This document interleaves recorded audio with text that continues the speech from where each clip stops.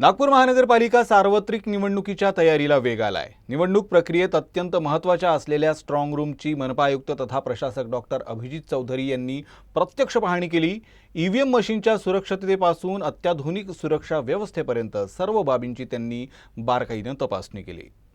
नागपूर महानगरपालिका सार्वत्रिक निवडणुकीच्या अनुषंगाने प्रशासन सज्ज झालंय। मनपाद्वारे सीताबर्डीतील बचत भवन नॉर्मल स्कूल वसाहत परिसरात केंद्रीय स्ट्रॉंग रूम उभारण्यात आली आहे। राज्य निवडणूक आयोगाकडून प्राप्त होणाऱ्या ईव्हीएम मशीन याच स्ट्रॉंग रूम मधून झोन निहाय मतदान केंद्रांवर पाठवण्यात येणार आहेत।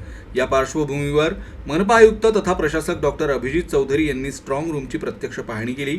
यावेळी ईव्हीएम मशीनची सुरक्षा, सीसीटीव्ही कॅमेऱ्यांचं जाळं, अखंड वीज पुरवठा तसंच आगीपासून संरक्षणासाठीच्या यंत्रणेची सखोल तपासणी करण्यात आली।